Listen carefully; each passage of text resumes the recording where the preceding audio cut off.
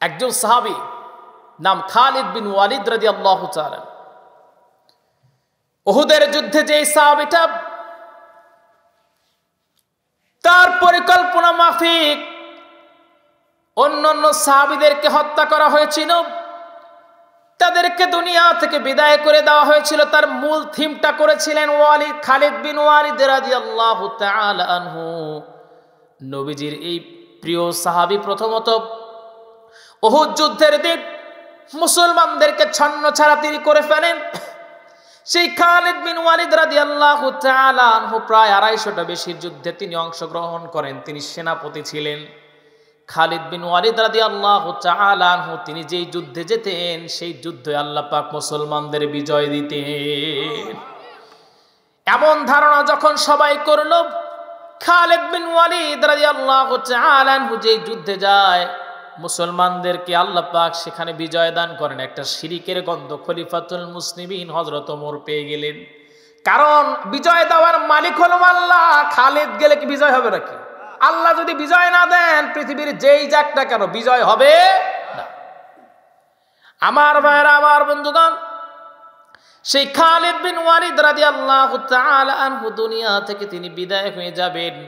250টার সেনাপতি তিনি ছিলেন, 250টার যুদ্ধে তিনি সেনাপতি ছিলেন।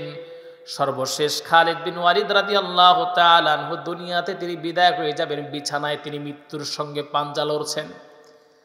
হযরত ওমর রাদিয়াল্লাহু তাআলা আনহু ডেকে বলে, খালিদ রে, 250টার বেশি যুদ্ধে অংশগ্রহণ করলা, কত সাহাবীকে আমি দেখেছি জিহাদে যাবে শাহাদাতি তামান্না নিয়ে জিহাদের ময়দানে গিয়ে জীবনটাকে আল্লাহর রাস্তায় দিয়ে দিয়ে এসেছে। ও খালিদ, কত সাহাবীকে আমি দেখেছি প্রথম যুদ্ধে গিয়া কিছুক্ষণও টিকতে পারে নাই, দুনিয়া থেকে বিদায় হয়ে গেছে, আল্লাহ পাক তার জান্নাতের পাখি হিসাবে কবুল করে নিয়েছেন। খালিদ রে, আজকে 250টার বেশি যুদ্ধে অংশগ্রহণ করার পরেও তুমি বিছানায় মৃত্যুর সঙ্গে পাঞ্জা লড়ছ।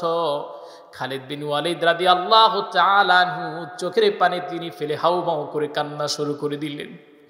ডেকে বলে, ও খলিফাতুল মুসলিমিন, কেমন করে আপনাকে বুঝাবো? কারণ যে আল্লাহর রাস্তায় জীবন দিয়ে যে শহীদ হয়ে যায় আল্লাহ পাক তাকে জান্নাত দিয়ে দেন। আমার ভাইরা, আমার বন্ধুগণ, যখন একজন মুমিন মারা যাবে, মারা যাবার পর কবরের ভিতরে তাকে 3টা প্রশ্ন করা হবে। আমার ভাইরা, আমার বন্ধুগণ, আমাকে প্রশ্ন করা হবে, আপনাকে প্রশ্ন করা হবে। কিন্তু আল্লাহর রাস্তায় যদি কোনো মানুষ জীবন দিয়ে যদি শহীদ হয়ে যায়, কবর, মিজান, পুলসিরাত, হাসর যাই বলেন না কেন, কোনো জায়গায় আল্লাহ তাকে ঠেকাবে না। আল্লাহ পাক বিনা বিচারে আল্লাহ পাক তারে জান্নাত দিয়ে দেবে। আমার ভাইরা, আমার বন্ধুগণ, এই জন্য বড় বড় মানুষের জীবনী দেখেন, আল্লাহর গোলামদের জীবনে তাকায়া দেখেন, দুনিয়ায় কোন জালিম শাসকের হাতে নিজেকে সুপর্দ করে দেন নাই। প্রয়োজনে জেলখানাটা বেছে নিয়েছেন, প্রয়োজনে কারাবরণ তারা করেছেন, একমাত্র আল্লাহকে তারা পেয়েছিলেন। তাফসিরে ফি জিলালিল কোরআন যিনি লিখেছেন সাইয়্যিদ কুতুব রাহিমাহুমুল্লাহ, তাকে জেলের ভিতরে বন্দী করা হলো। তাফসিরে ফি জিলালিল কোরআন, এই যে তাফসির কিতাবটা, পৃথিবীর বিখ্যাত তাফসির গ্রন্থ যত আছে তার মধ্যে একটা গ্রন্থ, এটা শ্রেষ্ঠ গ্রন্থের একটা গ্রন্থ। সাইয়্যিদ কুতুব রাহিমাহুমুল্লাহ তাকে জামাল আব্দুল নাসির গ্রেফতার করলো। তার সময় তাকে অভিযোগ করা হলো সে নাকি রাষ্ট্রদ্রোহী, তো রাষ্ট্রদ্রোহী মামলা করা হলো, সে অন্যায় করেছেন, রাষ্ট্রের সঙ্গে এমন কথা হলো, কথা বলা হলো। কিন্তু আসলে তিনি এমন কিছু করেন নাই, তিনি শুধু তার তাফসির গ্রন্থে যুবকদের উদ্বুদ্ধ করেছিলেন, কোরআন তোমাদের কি মেসেজ দিতে আসছে তিনি এটাকে বোঝাতে চেয়েছিলেন যুবকদের মাঝে। তখনই যুবকদের মাঝে একটা সাড়া পড়ে যায়, পুরো মিশরের ভিতরে যুবকেরা পাগল পারা হয়ে যায়।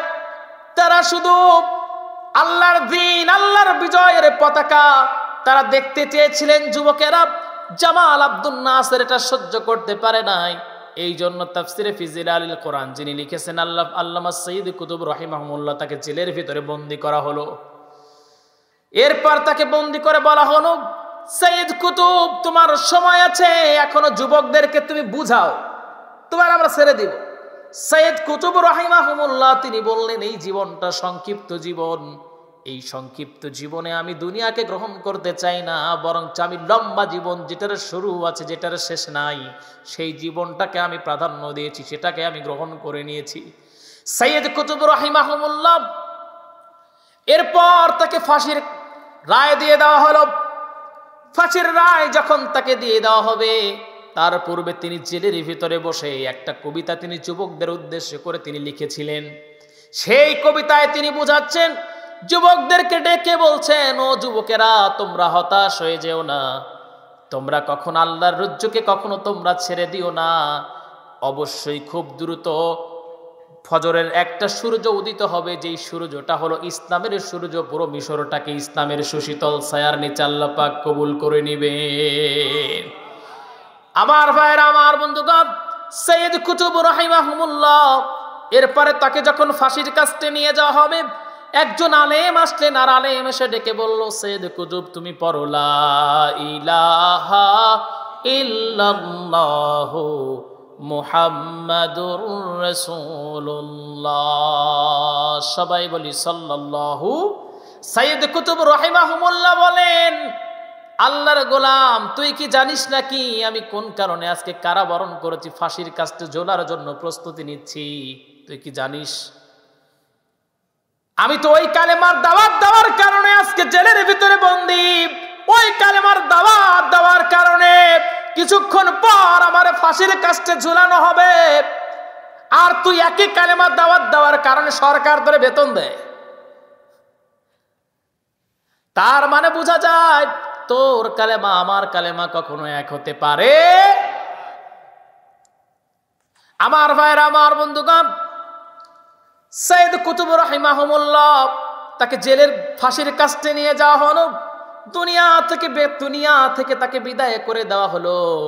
আজকে মিশরের দিকে আপনি ফলো করে দেখেন, একটা ইসলামিক কান্ট্রি হলো মিশর। তার একমাত্র কারণটা হলো ওই জমিনের ভিতরে আল্লাহর গোলামেরা রক্ত দিয়েছেন, ঠিক কিনা? তুমি যে কালেমার দাওয়াত দিলে বুকেতে নেই তুলে, দেখো সেই কালেমার দাওয়াত দিয়ে কতজন আজ জেলে। তুমি যে কোরআনের ওয়াজ করলে হাদিয়া তোফা মেলে, দেখো সেই কোরআনের ব্যাখ্যা করে কেউ ফাঁসিতে ঝোলে। তুমি দুনিয়ার মোহে জীবনের মায়া ছাড়তে জানো না, প্রভুর রাহে প্রাণ বিলিয়ে দিতে জানো না।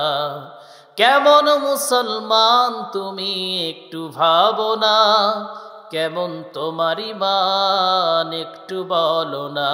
তুমি মিসওয়াক করা ফজিলত তো জানো, খাবার শেষে মিষ্টি মুখের হাদিসটাও মানো। শুধু হক কথাটা উচ্চ স্বরে বলতে পারো না, অন্যায় দেখে বারুদ হয়ে জ্বলতে পারো না। কেমন মুসলমান তুমি একটু ভাবো না, কেমন তোমার ঈমান একটু বলো না। তুমি মিসওয়াক করা ফজিলত তো জানো। সবাই বলে আল্লাহু আকবার।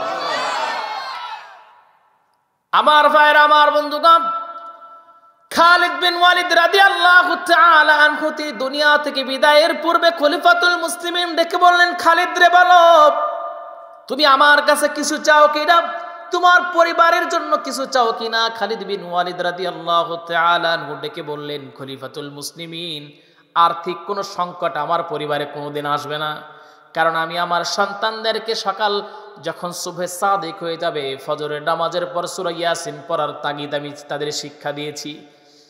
এরপর রাতে ঘুমানোর পূর্বে সূরা মুলুকের তাগিদ আমি তাদেরকে দিয়েছি, সূরা ওয়াকিয়া পড়ার অনুমতি তাদেরকে আমি দিয়েছি, শিক্ষা তাদেরকে দিয়েছি। আমার সন্তানেরা কোনোদিন রিজিকের অভাবে মরবে।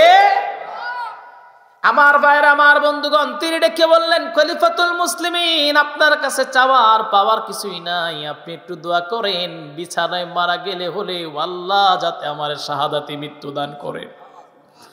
আমার ভাইরা, আমার বন্ধুগণ, কারণ খালিদ বিন ওয়ালিদ সহ প্রত্যেকটা সাহাবীরা তারা মেরেছেন পরিপূর্ণভাবে। তারা বুঝতে পেরেছিলেন আল্লাহর সামনে দাঁড়ায়া হিসাব দিয়ে কেউ কোনোদিন জান্নাতে যেতে পারবে। ওয়ালিমান খাফা মাকামা রাব্বিহি ওয়া নাহান নাফসা আনিল হাওয়া ফাইন্নাল জান্নাতা হিয়াল মাওয়া। সবাই বলি আল্লাহু আকবার।